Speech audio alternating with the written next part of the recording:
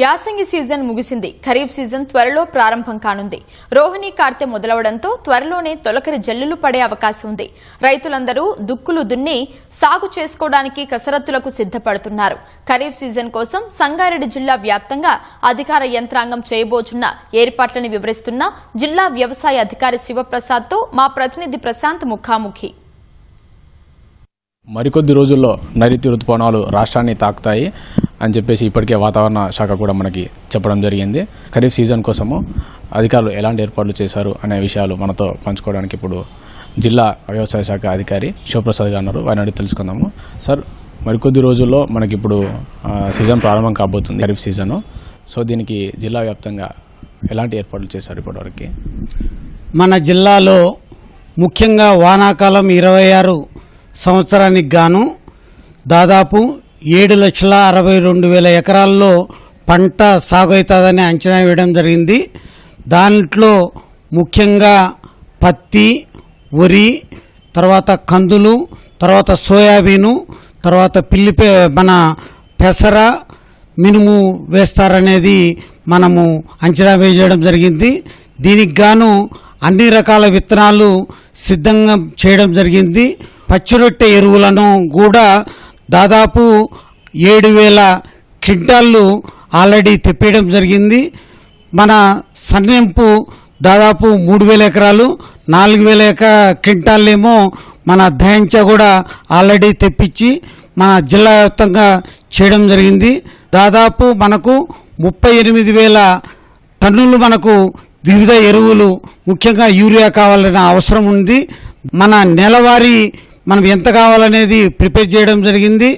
మే మాసంలో దాదాపు 1,400 ఎంటీలు, జూన్ మాసంలో దాదాపు 4,000 ఎంటీలు కావాల్సి ఉంటే ఇప్పటి వరకు మనకు మన జిల్లాలో 7,280 ఎంటీల యూరియా రెడీగా ఉంది. దాదాపు 16,000 ఎంటీలు వివిధ ఎన్పికే మిక్చర్స్ ఉన్నాయి.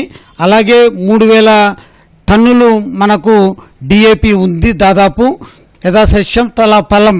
కాబట్టి ముఖ్యంగా విత్తనాల విషయంలో మనకు నకిలీ విత్తనాలు రాకుండా కూడా ఒక మండల్ లెవెల్లో, తర్వాత డివిజన్ లెవెల్లో, డిస్ట్రిక్ట్ లెవెల్లో అగ్రికల్చర్ ఆఫీసర్లు, పోలీసులు, తర్వాత సీడ్ కార్పొరేషన్లు, తర్వాత రెవెన్యూ యంత్రాంగంతో మన టాస్క్ ఫోర్స్ టీములు ఏర్పాటు చేయడం జరిగింది.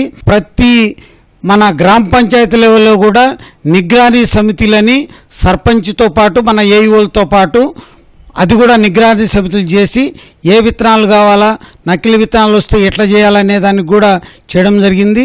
ఎండ తగ్గుతానే సోయాబీను విత్తనాలు, తర్వాత కంది విత్తనాలు కూడా ప్రతి షాపుల్లో ముఖ్యంగా నాణ్యమైన విత్తనాలు చేస్తాము. దాదాపు 1,500 శాంపుల్స్ కూడా మనకు టార్గెట్ వచ్చింది. విత్తనాలు వస్తానే దాన్ని షాపుల్లో మన మండల అగ్రికల్చర్ ఆఫీసర్ల ద్వారా శాంపుల్ తీసి ఎలాంటి నకిలీ విత్తనాలు రాకుండా చేస్తున్నాము. కాటన్లో HT3 అంటే BG3 అనే రకము, HT కాటన్ అనే రకం వచ్చే అవకాశం ఉంటుంది. కాబట్టి దాన్ని నిరోధించేదానికి కూడా టాస్క్ ఫోర్స్ టీములు, తర్వాత మన బార్డర్లో కూడా చెక్ పోస్టులు పోలీసుల సహకారంలో పెట్టడం జరిగింది.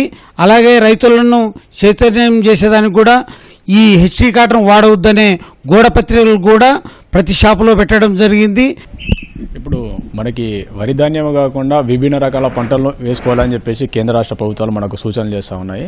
అలాగే దానికి భూసార పరీక్షలు చేసి ఏ భూమిలో ఏ పంట అనుకూలంగా ఉంటుంది అనే విధంగా రైతులకు ఏమైనా అవగాహన కల్పించే కార్యక్రమాలు మన జిల్లా స్థాయిలో ఏమైనా చేపడుతున్నారు?